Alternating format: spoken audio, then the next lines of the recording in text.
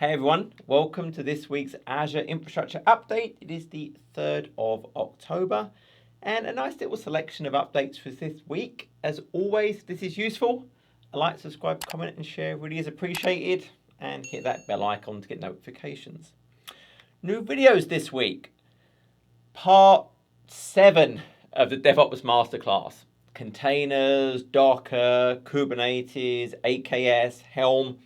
Really covering all of those different concepts in this video. Then I did a really short video just making sure if you've upgraded to Azure AD Connect v2, you're aware that you need to be updating it. It doesn't auto update today. So there have been new versions, there have been security updates. You need to make sure you're getting those applied. And then I tried creating a quarterly update. So if you think about I create these every week and there's a whole bunch of updates, some people were like, hey, could you do a quarterly one that really summarized? So I tried doing a quarterly update for Q3. So maybe if you have more salesy people or people that just don't have the time to commit each week to stay current, I'm trying to cover the main flavors of updates, July, August, September. So if it's popular, I can create that every quarter as well. So on to new features. So now we have availability zone support in Norway East. Remember, availability zones are those facilities with independent power, cooling, communications. Gives me a nice resiliency from any kind of localized failure, providing I have multiple instances spread out over those availability zones. Azure Automation now has native AZ module support. So Azure Automation has runbooks that give us a way to run things in Azure. Before it used Azure RM, which is really kind of the older set of modules to interact with Azure.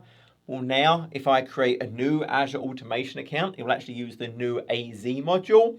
And I can also do an update AZ modules within an existing to move to the AZ module so I can then use those in my runbooks.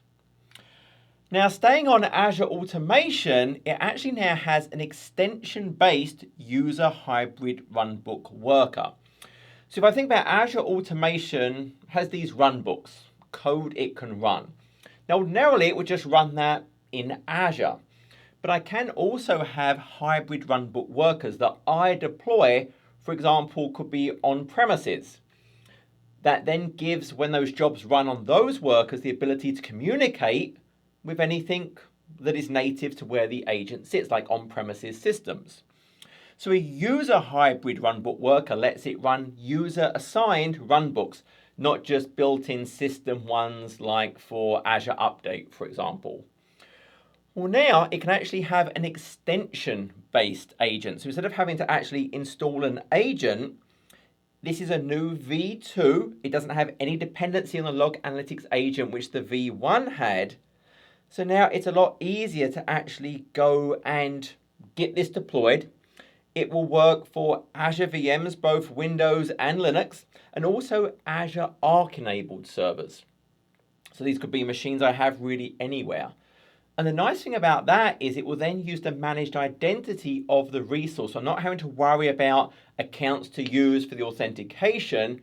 It's just going to use that system-assigned managed identity on the Azure resource or, again, those Arc managed resources to get that integration. So I do have to have them Arc managed so I can have that system-assigned managed identity and apply those extensions.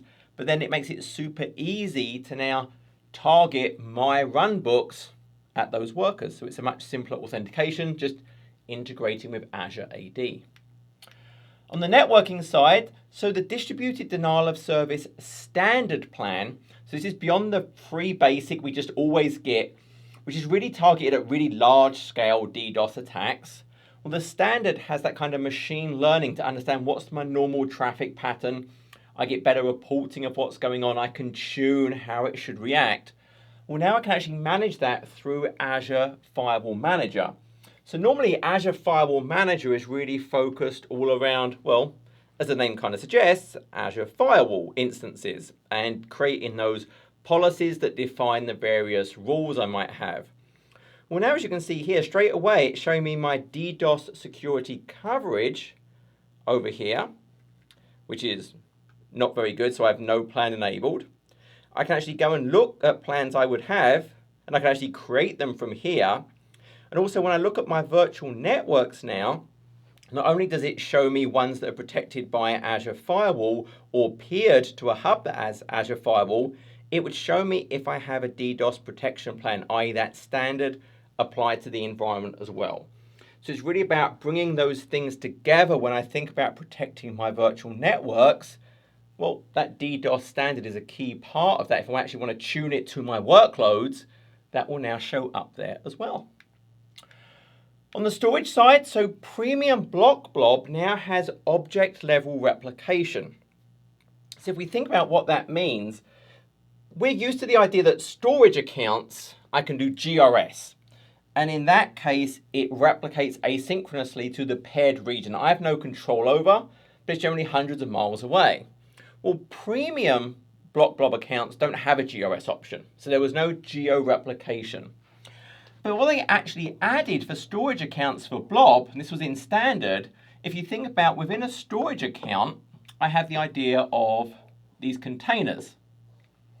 And what I could actually now do with the object level replication, maybe I have another storage account over here with a container, and another storage account over here with its own container. And these could be region kind of 1, region 2, region 3. So I can use many different regions. I can configure, hey, I want this container to replicate to there. I want this container to replicate to a different region, to a different storage account, different container. And obviously these are still asynchronous. Whenever we go cross-region, because of the latencies, it's still going to be an asynchronous replication. There's no SLA around how out of date they will be. It will do it at some point. But that's object level replication. It lets me at a container level configure, hey, this container replicate to this container in a different storage account. Well, now in preview, I can also do that for premium accounts. So if you ever go and if you create a new account, for example, you'll notice, hey, you have all these redundancy options. If I set it to actually performance premium and I do my blob, there is no GRS option. But what I've actually done is if I scroll down, I created a premium blob account. And what I can see is you have this object around object replication. And here you can set up replication rules. So I could say, hey, from this storage account I'm currently in, I want to replicate to some other storage account. So I can just go ahead here and pick another storage account. Now, one of the things you do need with the object level replication is I have to have blob versioning and change feed enabled. That's how it can track what's changed. So in this target storage account, I can pick what I want to replicate to and what I'm replicating from. So from the source container in my storage account to the target container in this target storage account I've selected, I can add filters. So I can say, we'll only replicate things, in this case, that start with the letter A. And I can add multiple kind of prefixes down here. So we can now add a very granular option, configure that asynchronous replication. So that's what this capability gives us. So now even with Premium Blob, I can now set up object level replication to really wherever I want. So that's a nice, and you can actually mix it. So I'm, in this case, was replicating from Premium Blob to a standard storage account, because both standard v2, general purpose v2, and Premium Blob support that object level replication. On the database side, Azure Purview went GA. So remember, Azure Purview is that kind of data governance solution. I can think about the complete data map, the lineage of my data from source to destination, its complete life cycle. It has automated data discovery. It can automatically classify sensitive data. I can get insight into the locations of the data, the movement of the data across really any kind of hybrid data landscape, and then help me easily find and use data through a catalog. So that Purview actually has now gone GA. And Azure Data Factory now has managed vnet capability in GA as well. Remember, Azure Data Factory is kind of that data orchestration solution. I think about maybe extract, transform, load, or all these other great combinations of data flows.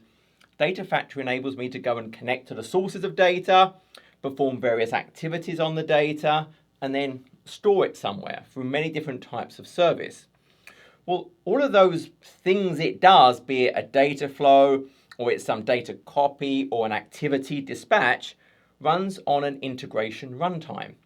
So now the Azure hosted, the Azure integration runtime can now run in a managed virtual network. And in that managed virtual network, it can have private endpoints which point to the various data service is interacting with. So no longer have to have those services have public-facing endpoints. That SQL, that Cosmos, that MySQL, that storage account can all have private endpoints in that managed VNet that the Azure integration runtimes would then use for any of those data flows, data copies, triggering activities, whatever that might be. So we get that nice, secure connectivity. Miscellaneous. So make sure for your Azure Site Recovery resources, they're enabled for TLS 1.2 by the 15th of November. And they're shifting away from the legacy protocols. They're going to be not using 1.0 or 1.1. So make sure any maybe OS instances, whatever that might be, has TLS 1.2 enabled. And there's a link in the description to an article on how you can check that. AZ 700 is released. So that's the configuring and implementing network exam. If you took it, within 10 days, you should get the result. I did create a 3-hour study cram on that. So that study cram is linked down there. So you can actually go and see that to get the study cram available for you. So if you're interested in that.